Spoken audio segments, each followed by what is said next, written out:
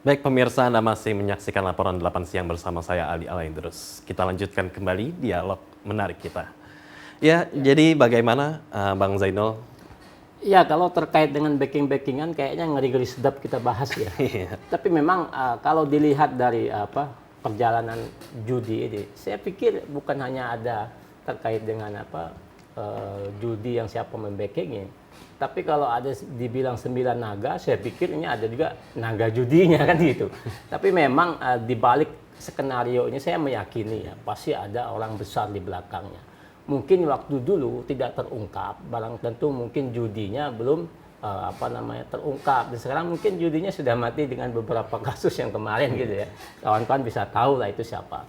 Tapi kita berharap terkait dengan skenario siapa di belakang ini, itu persoalan yang kedua. Sekarang pemerintah ini bagaimana caranya untuk melakukan proteksi terhadap masyarakat supaya tidak terpengaruh dengan video-video konten yang bermuatan judi. Ini kan edukasi.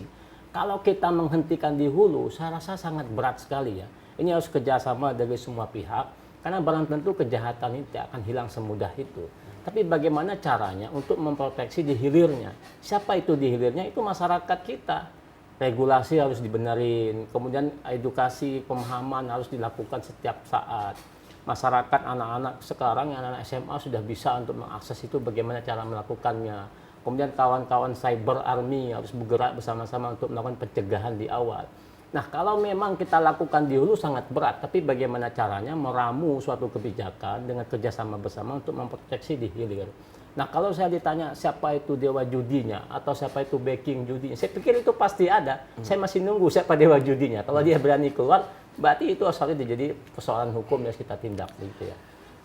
Dengan maraknya perjudian ini, apakah karena undang-undangnya yang lemah dan apakah perlu direvisi ini undang-undang terkait perjudian? Saya pikir persoalan hukuman judi ya terkait dengan ancaman ITE 6 tahun penjara itu sebetulnya sudah bisa memberi efek jera ya. Karena bagaimanapun juga regulasi kan sudah jelas terkait dengan pasal 303 Kitab Undang Hukum Pidana. Kemudian bisa dijuntuh dengan pasal terkait dengan ITE 27 ayat 2. Kemudian 45 ayat 2. Nah, bang tentu nanti kawan-kawan penyidik cyber bisa kerjasama dengan PPATK untuk menelusuri kemana aliran uang itu, nanti uang itu bisa dijuntuh dengan pasal TPPU. Maka harapan kita, kalau menurut hemat saya, regulasinya sudah betul, hanya memang ada suatu kebijakan yang betul-betul dilakukan oleh kawan-kawan penegakan hukum. Sekarang pertanyaannya, kawan-kawan Polri berani nggak untuk mengusut itu? Saya yakin kawan-kawan perangkat cybernya cukup kuat ya, cukup bagus ya. Tapi bagaimana mereka melakukan penindakan hukum? Nggak sejauh-jauh deh, kita lihat aja artis sekarang. Telegram yang baru muncul, baru main Telegram, TikTok, baru mempromosi 1-2, ditangkap, ditahan. Sekarang artis-artisnya gimana? Maka tadi polanya harus dirubah. Penegakan hukumnya bagaimana? Sekarang kan sudah pergeseran terkait dengan hukum pidana. Bukan hanya melakukan penangkapan terhadap orang, tetapi bagaimana cara mengedukasikan supaya tidak terulang lagi kejahatan itu, sehingga menciptakan efek jera. Maka dari itu harus ada penegakan hukum yang ada kepastian hukum, ada keadilan hukum, dan juga ada transparansi hukum. Kalau tiga ini tidak dilakukan, saya pikir nggak akan ada efek jera begitu ya. Ini kan dari pemerintah sendiri lagi gencar-gencarnya untuk memberantas judi online ini. Nah, dari pandangan Bang Zainul ini, dari pemerintah, penegak hukum, apakah sudah maksimal untuk melakukannya? Saya pikir belum ya, karena bagaimanapun juga maksimal itu kan diukur dari tingkat tingkat dari data yang kita ketahui sekarang. Indonesia kan salah satu tertinggi ya. Nah, kalau data per data itu bisa dilihat dari tahun ke tahun Indonesia tidak menurun, berarti tidak efektif. Nah, maka dari penegakan hukumnya tidak efektif, kemudian pola pemerintah melakukan pencegahan tidak efektif.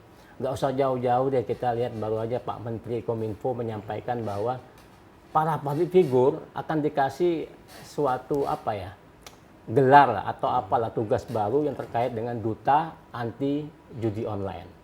Nah, bagaimana perasaan masyarakat? Di satu sisi kawan-kawan Telegram ditangkap dan ditahan, di satu sisi kawan-kawan public figure dikasih suatu privilege untuk melakukan kampanye anti judi online.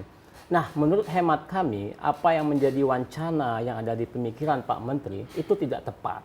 Kenapa? Menurut hemat kami itu adalah merupakan suatu upaya untuk melakukan pencegahan ataupun untuk melakukan penghambatan terkait dengan proses hukum. Contohnya umpamanya terkait dengan penghapusan pidana. Jadi dikasihlah gelar itu maksudnya adalah untuk melakukan terkait dengan penghapusan pidana sebagai alasan pemaaf dan pembenar. Ini kan tidak betul. Bagaimana dengan semangat kawan-kawan Kominfo yang mengatakan bahwa Indonesia darurat judi online. Tapi di satu sisi para selebriti yang mempromosikan sudah sah melewat video itu malah dikasih suatu anugerah ataupun suatu pekerjaan kampanye anti judi online. Kan tidak ada efek jera, sementara di sisi lain dikasih suatu penegakan hukum. Nah, kemudian berikutnya terkait dengan apa yang diinginkan kawan-kawan Kominfo, menurut kami tidak tepat. Salah satunya adalah ini definisi terkait dengan judi online dan game online. Mereka mengatakan ini adalah game online. Ya bagaimana bisa game online memberi suatu, menawarkan sesuatu dengan keuntungan dan mendapatkan gift atau hadiah. Nah, menurut hemat saya pemerintah sudahlah.